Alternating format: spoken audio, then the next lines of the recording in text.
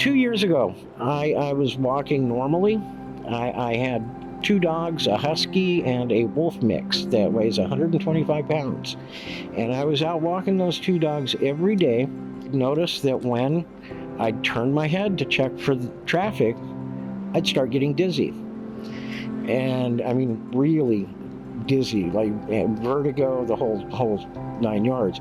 I was going to the doctor and nobody could figure out what was going on. I just kept getting weaker and weaker, and I started falling down all over.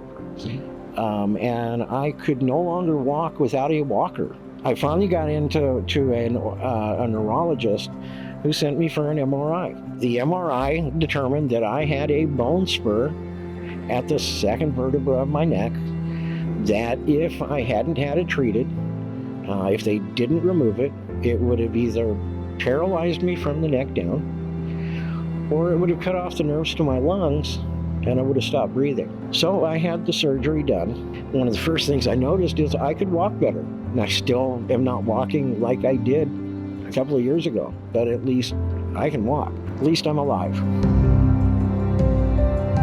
I've gotten excellent care through the county. Through RUHS's community health centers, I've gotten premium care, at least in my eyes. I just got out of an appointment at the eye clinic. I had bleeding in my right eye. They drained the vitreous humor from my right eye, replaced it with a different gel, and I can see again. I can see again out of my right eye. And all of this is because of RUHS and Medicaid. I'd have died, pure and simply. If I hadn't had any medical coverage, that bone spur would have killed me.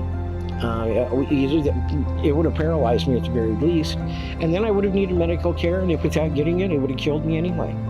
So Medicaid has saved my life. When I initially started getting involved with RUHS, I was actually homeless. And it was about the same time that I moved into where I'm at that I got on the board. I think we do a lot of good work here. I really do. And some of the things we've done, we've integrated mental health.